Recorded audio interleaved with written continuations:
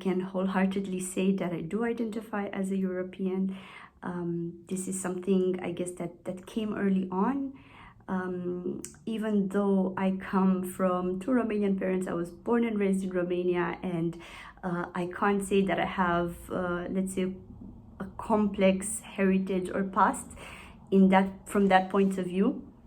I think there's several elements that have made me define myself as European. I think on the one hand, kind of Romania's own identity on the global sphere and the EU sphere has been one of trying to kind of prove itself as European. First of all, to join the European Union, it was one of the countries that joined at a later stage, but also to kind of to make this divide clear cut from its, let's say, communist past.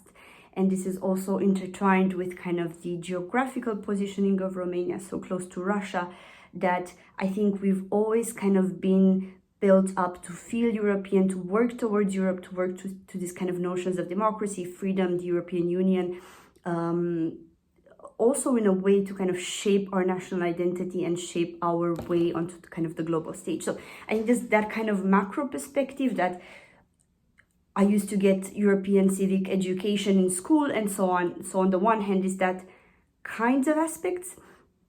those kinds of aspects, but there's also, I guess, the more personal part, which is the fact that I have had the great opportunity to travel and study in different places. I have lived in the UK, I have lived in Germany, and now I live in Belgium.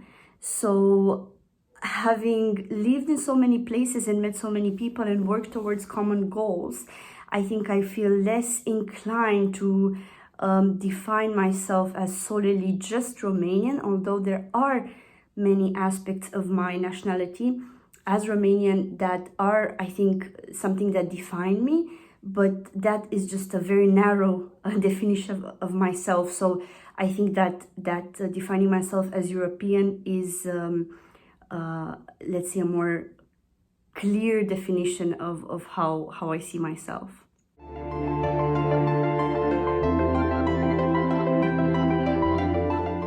I think it's very hard for me to pick one particular moment.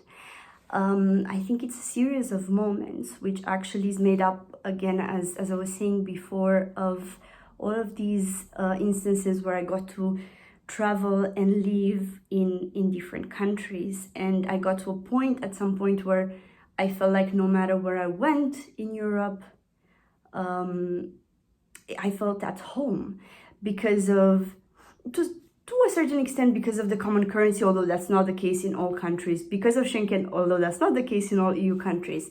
But it's just the ability to access so many places, to see that despite the language differences, we do have common things that we work together, and despite the cultural differences, that we have so many similarities and we have common purposes as a continent. So I think that really has made me feel even more European. And I think this was very emphasized for me, and perhaps this is where I can pinpoint to my formative moment, is when I joined the Erasmus Student Network, which is an organization that actually supports Erasmus students. So I have been an Erasmus student, and I love the Erasmus Plus program. I think it does a great deal of good things for promoting Europe and for helping young people to open their minds. So my Erasmus experience was extremely enriching.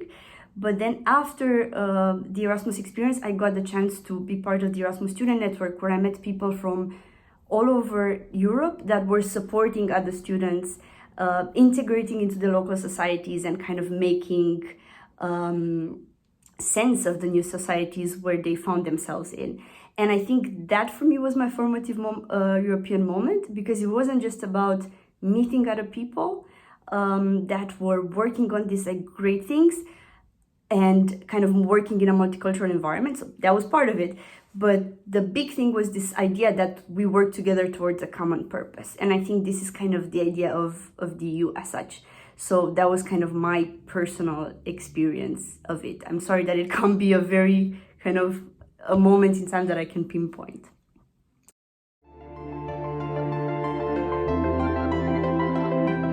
I'm sure I'm not going to be the first one who says this, probably not the last, but I would have to pick Brexit as my least favorite moment in European history.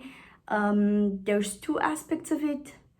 I think it was just very heartbroken to see a country withdrawing from this kind of common goal of being stronger together and achieving something together.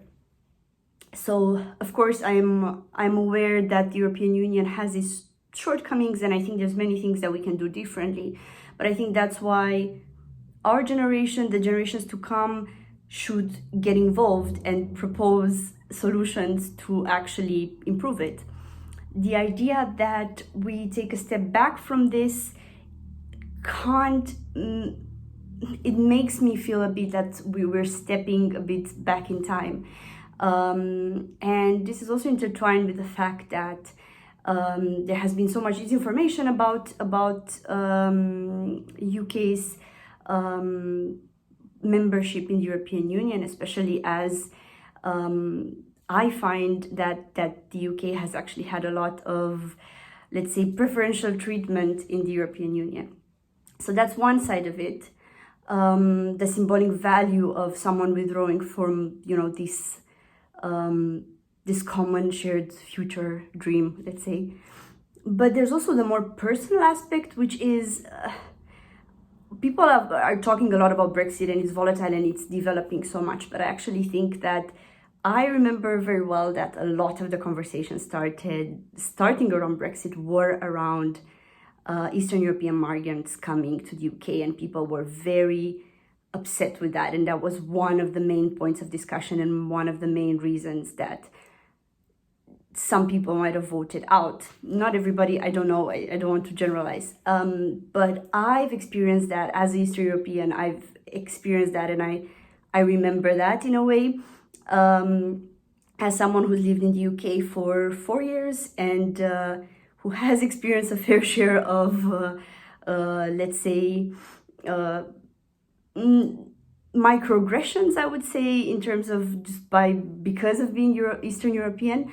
I remember the conversation surrounding that, and for me it was always very shocking that this was such a big part of it.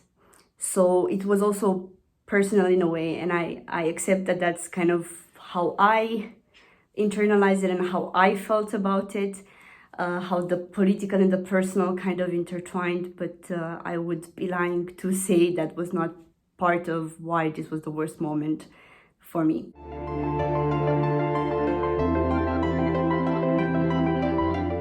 It really depends now how we define recent European history, but I would pick the fall of the Berlin Wall. I know it's maybe not as recent as you would have liked me to be, but I think it's just such a monumental point in time, such a beautiful symbol of just kind of two parts of Europe coming together, reconciling and working towards a future together. Especially with me coming from Romania, I know how much that meant to the generation of my parents, of my grandparents, and how much of a symbol it still remains for me. I think when there's talks within Europe or outside Europe about building walls, be they physical or metaphorical, I think we should never forget that there was this Berlin Wall and what it did and how it divided us and how artificial these barriers and boundaries between us as people are, in my opinion.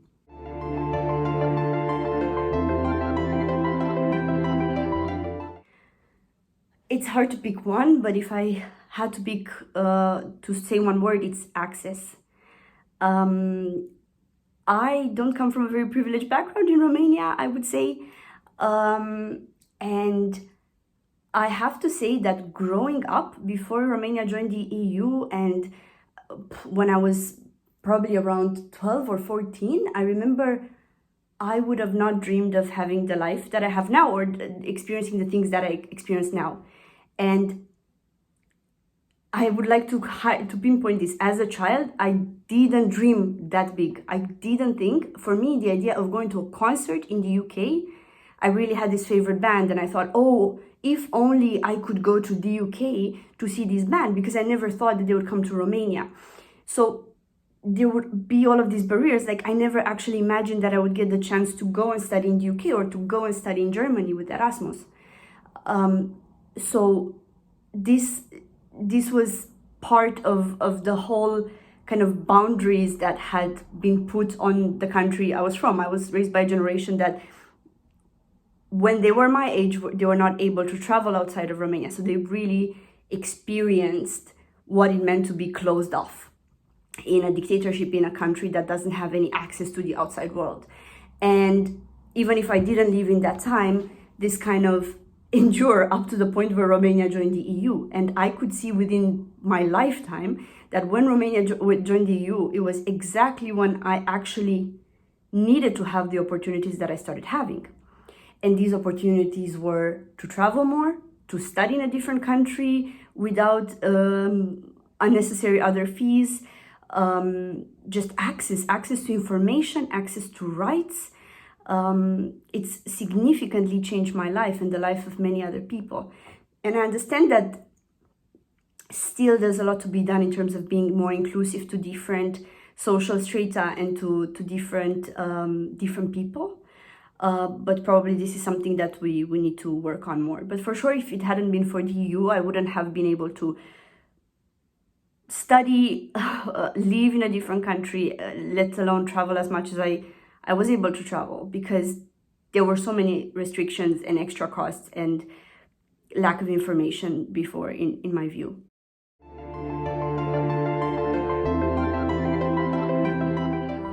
So in her speech, State of the Union speech, Ursula von der Leyen actually mentioned the intention that the European Union has of becoming a carbon neutral continent by 2050.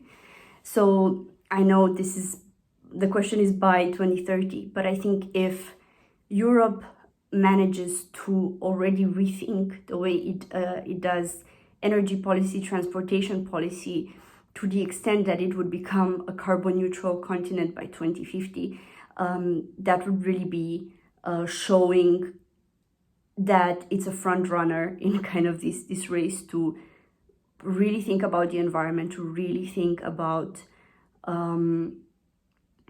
what is the place of Europe in the world, leading in the fight for having just kind of reconciling humanity with the planet in a way.